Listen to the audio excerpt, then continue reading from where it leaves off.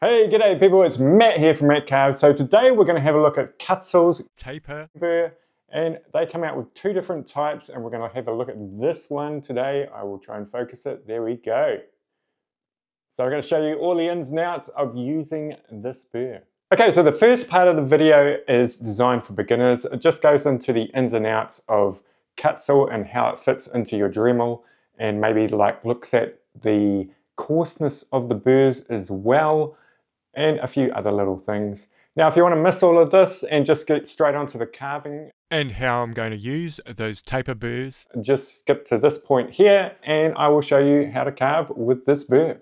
Okay, so for the very beginner, when we're looking at a Kutzall bit, first thing we want to be aware of is the size of the shaft. This is the shaft here, and for Dremel carvers, you want to get a 1/8 shaft. So there we go, 1/8.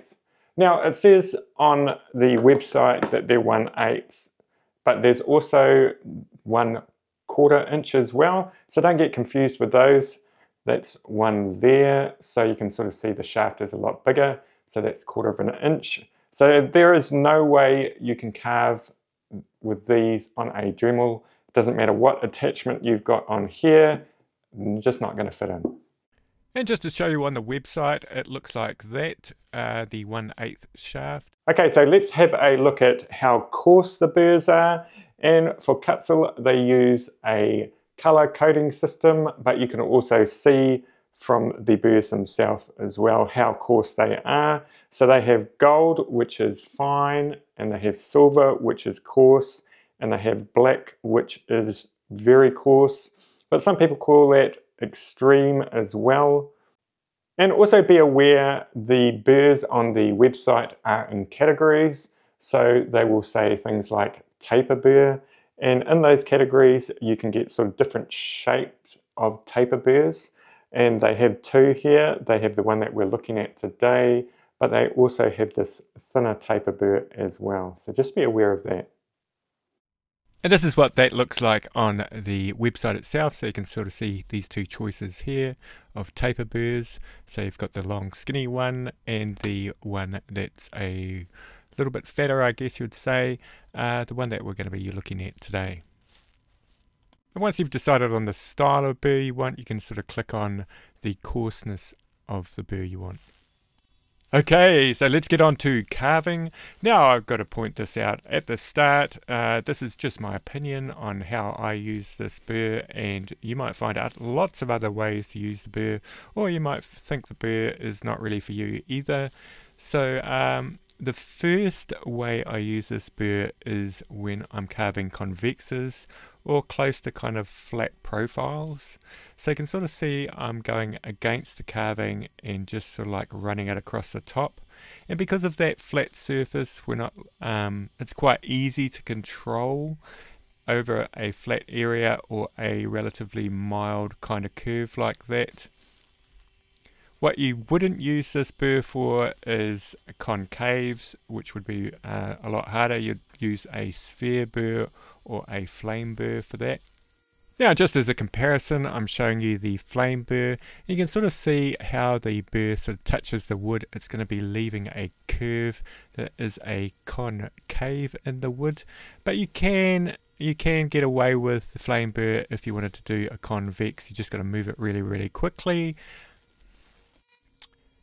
Now, before we were carving with the fine taper burr, and this is the very coarse taper burr. So how do you decide on which one you're going to kind of buy?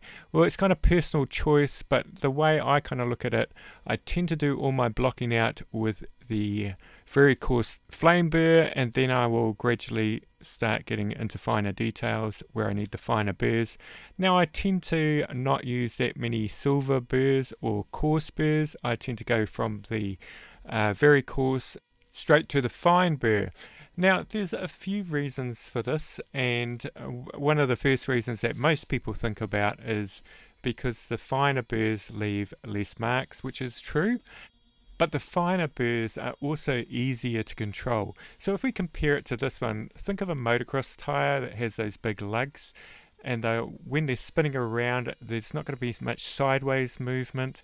So you're going to be really dictated by the rotation of the burr. So when it comes to the fine burr, however, it's not going to be gripping in the wood so much, so we can smoothly go over the wood, which allows for more flowing lines and easier to control details. Now the second use that I use this burr for is really putting in details. Now I'm going to say here that my favourite burr is of course the Kutzall fine taper burr, that is the long skinny one. I think that's a lot better for details than this one is because the point on it is a little bit narrower. Now I did make a video on my 3 favourite Kutzall burrs. I'll put that link up in the top right hand corner. And just to let you know, I do have an affiliate link for Kutzall, and what this does is you go to the description, you click on that link and it will take you to the Kutzall site. It will give you a 5% discount and I get a percentage of that as well. Now the good thing about this is it helps the channel out so I can kind of make more reviews about Kutzall. I don't sort of try and promote every Kutzall product. I kind of think the 3 of my favorites, I think that's a good representation of Kutzall, and then the other burrs tend to have a lot of overlap with those burrs. And so that's about it from me. So if you liked the video, give it a like, leave a comment if you want to, and we will see you in the next video.